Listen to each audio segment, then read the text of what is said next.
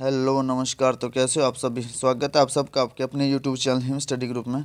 तो आज एक और मॉक टेस्ट हम लेके हाजिर है आपके सामने, जिसमें कि आपका रहेगा HPGK और हिंदी ग्रामर। ठीक है, ये दोनों सेक्शन आपके मिक्स रहेंगे और हिंदी ग्रामर में आपका ज़्यादातर रहेगा अलंकार के बेस के ऊपर। ठीक है, अलंकार के क्वेश्चन आज ज़्यादा डाले हमने। बाकी आपको पता है कि हर रोज़ जो आपके लिए वीडियो कंटिन्यू अपलोड होती है, तो शाम को 7:30 बजे हर रोज़ वीडियो अपलोड होती है। अपना टाइम से वीडियो को वॉच आउट कर लेना है। बाकी आप हमारे टेलीग्राम चैनल से भी जुड़ सकते हैं, जिसका लिंक जो है डिस्क्रिप्शन बॉक्स में दे रखा है। ठीक है, आपके अपकमिंग एग्ज़ाम जो भी है, चाहे HP पटवारी का एग्ज़ाम हो, फॉरेस्ट गार्ड का एग्ज़ाम हो, या फिर पुलिस का एग्ज़ाम हो, या फिर कोई भी एग्ज़ाम है जिसमें आपका हिंदी और HPGK पूछे जाते हैं, उनके लिए ये मॉक टेस्ट मोस्ट इंपॉर्टेंट रहने वाले हैं। तो चलिए स्टार्ट करते हैं आज का फर्स्ट क्वेश्चन। आज का फर्स्ट क्वेश्चन आपका कि सिरमौर प्रजामंडल के प्रथम अध्यक्ष कौन थे। सिरमौर प्रजामंडल के प्रथम अध्यक्ष कौन थे। ये YS परमार थे, शिवानंद रमौला थे, चौधरी शेरजंग थे, या पंडित पद्म सिंह। तो सिरमौर प्रजामंडल के जो प्रथम अध्यक्ष थे वो थे आपके चौधरी। ठीक है, चौधरी शेरजंग। तो चौधरी शेरजंग जो आपके ये सिरमौर प्रजामंडल के अध्यक्ष थे, प्रथम अध्यक्ष। तो इसका राइट आंसर हो जाएगा चौधरी शेरजंग। चलते हैं नेक्स्ट क्वेश्चन की ओर। नेक्स्ट क्वेश्चन है, पद्म संभव का जन्म स्थान क्या है। तो पद्म संभव का जन्म स्थान पराशर है, रिवालसर है, निर्मंड है, या रेणुका। तो ऋषि जो पद्म संभव है उनका जो जन्म स्थान है वो रिवालसर। इनका जन्म स्थान क्या है, रिवालसर। तो चलते हैं नेक्स्ट क्वेश्चन की ओर। नेक्स्ट क्वेश्चन है कि पहाड़ी चित्रकला पुस्तक के लेखक कौन है। तो पहाड़ी चित्रकला पुस्तक के लेखक कौन है। ये आपके देवराज शर्मा है, राहुल सांकृत्यान है, किशोरी लाल वैद्य है, या JC फ्रेंच है। तो पहाड़ी चित्रकला पुस्तक के लेखक जो है वो है किशोरी लाल वैद्य। कौन, किशोरी लाल वैद्य। ये पहाड़ी चित्रकला पुस्तक के लेखक है, किशोरी लाल वैद्य। ये पहाड़ी चित्रकला पुस्तक के लेखक है। चलते हैं नेक्स्ट क्वेश्चन की ओर। नेक्स्ट क्वेश्चन है कि हिमालय परिचय पुस्तक के लेखक कौन है। तो हिमालय परिचय पुस्तक के लेखक देवराज शर्मा है, राहुल सांकृत्यान है, या किशोरी लाल वैद्य, या JC फ्रेंच। तो हिमालयन परिचय पुस्तक के लेखक जो आपके वो है राहुल सांकृत्यान, राहुल सांकृत्यानन। ठीक है, राहुल सांकृत्यानन जो वो आपके हिमालय परिचय पुस्तक के लेखक है। चलते हैं नेक्स्ट क्वेश्चन की ओर।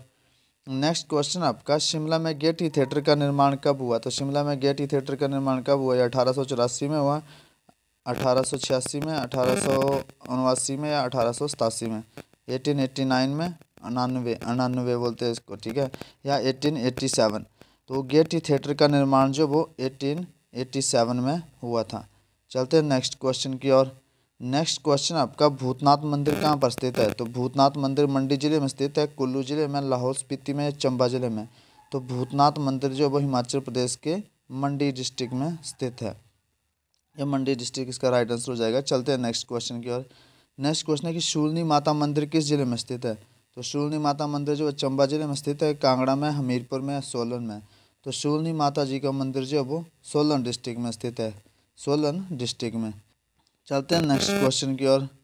नेक्स्ट क्वेश्चन है कि मुरली मनोहर मंदिर कहाँ पर स्थित है। तो ये हमीरपुर, बिलासपुर, कांगड़ा, या शिमला। तो मुरली मनोहर मंदिर जो आपका ये हमीरपुर डिस्ट्रिक्ट के सुजानपुर। ठीक है, हमीरपुर डिस्ट्रिक्ट के सुजानपुर टिहरा में स्थित है। हमीरपुर डिस्ट्रिक्ट के सुजानपुर में टिहरा में स्थित है। और इसका निर्माण जो वो किसने कराया था। इसका निर्माण जो वो करवाया है राजा संसार चंद ने। ठीक है, राजा संसार चंद ने इसका निर्माण करवाया है। तो मुरली मनोहर मंदिर जो हमीरपुर डिस्ट्रिक्ट के सुजानपुर जिले में, हमीरपुर जिले के डिस्ट्रिक्ट के सुजानपुर जगह में स्थित है, सुजानपुर टिहरा में। और इसका निर्माण जो करवाया था वो राजा संसार चंद ने करवाया था। चलते हैं नेक्स्ट क्वेश्चन की ओर। नेक्स्ट क्वेश्चन आपका, जगन्नाथ मंदिर हिमाचल प्रदेश में कहाँ पर स्थित है। तो जगन्नाथ मंदिर जो सोलन में है, सिरमौर में है, मंडी में है, लाहौल स्पीति में है। तो जगन्नाथ मंदिर जो वो हिमाचल प्रदेश के सिरमौर डिस्ट्रिक्ट में स्थित है। हिमाचल प्रदेश के सिरमौर डिस्ट्रिक्ट में आपका जगन्नाथ मंदिर स्थित है। चलते हैं नेक्स्ट क्वेश्चन की ओर। नेक्स्ट क्वेश्चन है कि हाटकोटी मंदिर कहाँ पर स्थित है। तो हाटकोटी मंदिर जो आपका कहाँ पर स्थित है, ये सोलन में है, सिरमौर में है, शिमला में है, या लाहौल स्पीति में। तो जो हाटकोटी मंदिर है वो आपके कौन से डिस्ट्रिक्ट में स्थित है। तो ये है आपका शिमला डिस्ट्रिक्ट में। हाटकोटी मंदिर जो वो हिमाचल प्रदेश के शिमला डिस्ट्रिक्ट में स्थित है। ठीक है, चलते हैं नेक्स्ट क्वेश्चन की ओर। अब आपका हिंदी का सेक्शन स्टार्ट होता है। तो फर्स्ट क्वेश्चन आपके, जहाँ पर वर्णों की आवृत्ति बार बार होती है वहाँ कौन सा अलंकार होता है। यानी कि जहाँ पर एक वर्ण की आवृत्ति, जहाँ पर एक वर्ण को बार बार दोहराया जाए, एक वर्ण को बार बार रिपीट हो, वहाँ पर कौन सा अलंकार होता है। तो वहाँ पर यमक अलंकार होता है, वक्रोक्ति अलंकार होता है, अनुप्रास अलंकार होता है या उत्प्रेक्षा अलंकार होता है। तो वहाँ पर आपका जो है हो जाएगा अनुप्रास अलंकार हो जाता है। यमक अलंकार में क्या होता है, यमक अलंकार, इसमें होता है आपका शब्द की आवृत्ति बार बार होती है, ठीक है। यमक अलंकार में शब्दों की आवृत्ति जो है वो बार बार होती है, पूरा शब्द। लेकिन आपका जो अनुप्रास अलंकार है इसमें एक शब्द नहीं, एक वर्ण जो है वो बार बार आता है, किसमें, अनुप्रास अलंकार में। तो जहाँ पर वर्णों की आवृत्ति बार बार हो जाती है वो होता है आपका अनुप्रास अलंकार। और जहाँ पर शब्द की आवृत्ति, जैसे आपका आ गया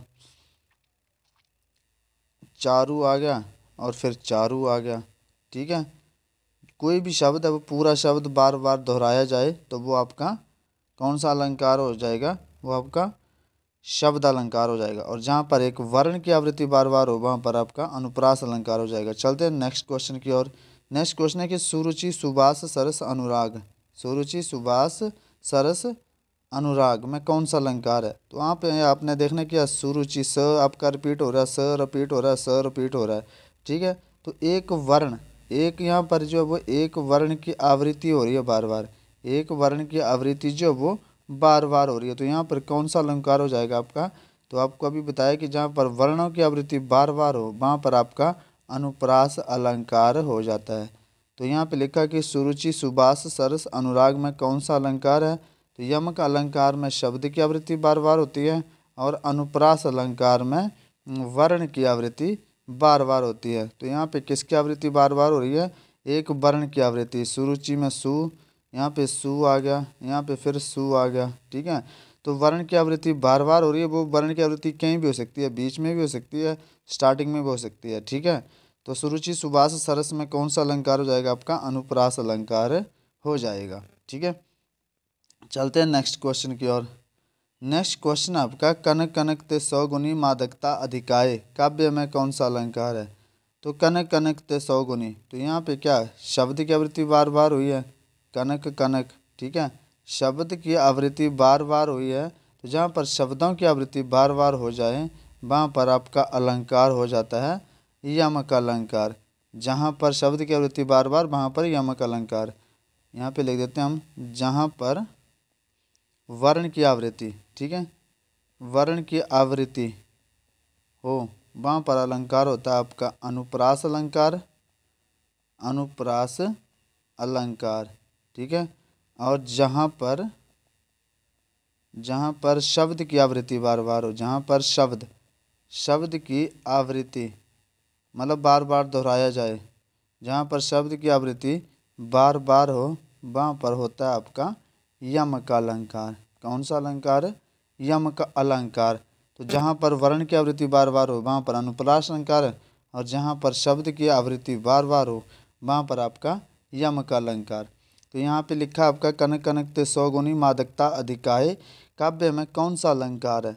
तो यहाँ पे आपका अलंकार हो जाएगा यमक अलंकार, ठीक है। चलते हैं नेक्स्ट क्वेश्चन की ओर। नेक्स्ट क्वेश्चन है आपका, जहाँ पर मनु मानो जनु मनु मानो जानो मनहु, ठीक है, और एक और लिख लो जनु, ये सारे शब्द आ जाए वहाँ पर कौन सा अलंकार होता है। तो यमक अलंकार में तो आपको लग गया पता, शब्द की आवृत्ति, अनुप्रास अलंकार में वर्ण की आवृत्ति, वक्रोक्ति अलंकार में क्या होता है कि आपका जो कर्ता द्वारा कहे गए शब्दों का अर्थ जो वो श्रोता द्वारा कुछ और ही ले लिया जाता है, ठीक है, वहाँ पर वक्रोक्ति अलंकार होता है। और उत्प्रेक्ष अलंकार, इसमें क्या होता है, मनु जनु मानो जानो, ठीक है, मनहु, ये शब्द आए, जहाँ पर ये शब्द आ जाएं, वहाँ पर आपका अलंकार हो जाएगा उत्प्रेक्षा अलंकार। बस ये ध्यान रखना है अपने पर, जहाँ पर आपका मनु मानो जनु मनहु शब्द आ जाए, ठीक है, तो वो अलंकार जो आपका उत्प्रेक्षा अलंकार जो वो हो जाता है। तो मनु जनु ये आपका उत्प्रेक्ष अलंकार में आएगा। चलते हैं नेक्स्ट क्वेश्चन। मतलब जिस भी काव्य में ये शब्द आ जाए, ठीक है, जिस भी काव्य में एक शब्द इनमें से एक आ जाए तो वो अलंकार आपका उत्प्रेक्ष अलंकार हो जाएगा। चलते हैं नेक्स्ट क्वेश्चन की ओर। नेक्स्ट क्वेश्चन है कि जहाँ पर किसी छोटी सी बात को बढ़ा चढ़ा कर बताया जाए, ठीक है, जो आपका ये आपका पीछे एक वक्रोक्ति अलंकार, इसमें क्या होता है कि जो वक्ता द्वारा मतलब जो वो शब्द किया जाता है उसका जो अर्थ है वो श्रोता द्वारा कुछ और ही ले लिया जाता है, ये वक्रोक्ति अलंकार में होता है। लेकिन यहाँ पूछा कि जहाँ पर किसी छोटी सी बात को बढ़ा चढ़ा कर वर्णन किया जाए वहाँ कौन सा अलंकार होता है। तो अतिशयोक्ति अलंकार होता है, उपमा अलंकार होता है, रूपक अलंकार होता है या उत्प्रेक्ष अलंकार होता है। तो आपको पता है कि वहाँ पर अलंकार होता है अतिशयोक्ति अलंकार, ठीक है। जैसे आगे नदियाँ बड़ी अपार, घोड़ा कैसे उतरे उस पार, राणा ने सोचा इस पार तब तक था घोड़ा उस पार। मतलब राणा ने भी सोच ही रहा था कि घोड़ा उस पार हो गया पहले, ठीक है, उसके सोचने से पहले ही मतलब। तो यहाँ ये कि कोई बात है उसको छोटी सी बात को बढ़ा चढ़ा कर उसका वर्णन किया जाए वहाँ पर अलंकार हो जाता है आपका अतिशयोक्ति अलंकार। कौन सा? अतिशयोक्ति अलंकार। बस आपने इतना ध्यान रखना है कि जहाँ पर किसी बात को बढ़ा चढ़ा कर बताया जाए तो वहाँ पर अलंकार होता है आपका अतिशयोक्ति अलंकार। चलते हैं नेक्स्ट क्वेश्चन की ओर। नेक्स्ट क्वेश्चन है कि श्रृंगार रस का स्थायी भाव क्या होगा। तो श्रृंगार रस, ठीक है, तो श्रृंगार रस इसका जो स्थायी भाव हो जाता है रति, ठीक है। श्रृंगार रस और स्थायी भाव इसका स्थायी भाव है रति। चलते हैं नेक्स्ट क्वेश्चन की ओर। नेक्स्ट क्वेश्चन है कि शांत रस का स्थायी भाव क्या होगा। तो शांत रस का स्थायी भाव शोक होगा, निर्वेद होगा, उत्साह होगा या रति। तो रति जो है ये आपका हो गया श्रृंगार रस का स्थायी भाव, ठीक है। तो अब शांत रस का स्थायी भाव हो जाता है निर्वेद। क्या हो जाता है? निर्वेद। शांत रस का स्थायी भाव जो होगा वो होगा निर्वेद। और वीर रस का स्थायी भाव, इसका जो स्थायी भाव वो क्या होगा? वीर रस का स्थायी भाव होता है आपका उत्साह। वीर रस का स्थायी भाव हो जाएगा उत्साह। तो शांत रस का स्थायी भाव क्या होता है आपका? शांत रस का स्थायी भाव होगा आपका निर्वेद। क्या होगा? शांत रस का स्थायी भाव होगा निर्वेद। तो शांत रस का आपका स्थायी भाव हो गया निर्वेद और वीर रस का स्थायी भाव हो गया उत्साह। श्रृंगार रस का स्थायी भाव हो गया रति। तो अब आपने बताना है कि जो शौक है ये किस रस का स्थायी भाव है, ठीक है। तो शौक जो अभी किस रस का स्थायी भाव है ये आपने कमेंट सेक्शन में बताना है। शौक जो अभी किस रस का स्थायी भाव है। चलते हैं नेक्स्ट क्वेश्चन की ओर। नेक्स्ट क्वेश्चन है कि त्रिनेत्र में कौन सा समास है। तो त्रिनेत्र किसे कहा जाता है? तीन है नेत्र जिसके, अर्थात कौन? भगवान शिव जी को क्या बोला जाता है? त्रिनेत्र बोला जाता है। तीन है नेत्र अर्थात भगवान शिव जी। तो त्रिनेत्र अर्थात भगवान शिव जी, और जिस शब्द का अपना कोई अर्थ ना हो बल्कि किसी और की तरफ इशारा करे वहाँ पर शब्द आपका समास कौन सा हो जाता है? बहुव्रीहि समास हो जाता है। कौन सा समास होता है वहाँ पर? बहुव्रीहि समास। तो त्रिनेत्र में समास कौन सा हो जाएगा आपका? बहुव्रीहि समास हो जाएगा। चलते हैं नेक्स्ट क्वेश्चन की ओर। नेक्स्ट क्वेश्चन है आपका च वर्ण कौन से वर्ग में आता है? च वर्ण। तो च हो गया, छ हो गया, ज हो गया, झ हो गया, अण्य हो गया। ये सारे कौन से वर्ग में आते हैं? ये सारे आते हैं आपके च वर्ग में। वर्ग कौन सा है इसका? च वर्ग का। ध्वनियाँ कौन सी है? ध्वनियाँ आपकी तालव्य ध्वनियाँ, ठीक है, तालव्य ध्वनियाँ, और वर्ग आ जाएगा आपका च वर्ग। तो इसका राइट आंसर हो जाएगा च वर्ग। चलते हैं नेक्स्ट क्वेश्चन की ओर। नेक्स्ट क्वेश्चन है कि री वर्ण का उच्चारण स्थान क्या है। तो री वर्ण का उच्चारण स्थान बताना है आपने। तो ट हो गया, ठ हो गया, ठीक है, ड हो गया, ढ हो गया, अण्य हो गया। इन सब आते कौन से वर्ग में? ये ट वर्ग में, ठीक है, ट वर्ग में आएंगे ये सारे। और इनका उच्चारण स्थान क्या होगा? इनका उच्चारण स्थान हो जाएगा मूर्धन्य। क्या हो जाएगा? मूर्धन्य। और मूर्धन्य में और क्या क्या आता है? री आ जाता है और षटकोण वाला श आ जाता है।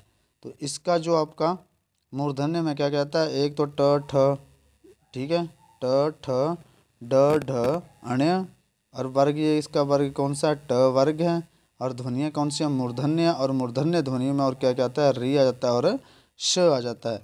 तो री वर्ण का उच्चारण स्थान क्या होगा, इसका जो उच्चारण स्थान हो जाएगा मूर्धन्य हो जाएगा। ठीक है, तो ये था आपका आज का सेशन। आई होप आपको सेशन पसंद आया होगा। तो मिलते हैं नेक्स्ट सेशन में, तब तक के लिए जय हिंद जय भारत।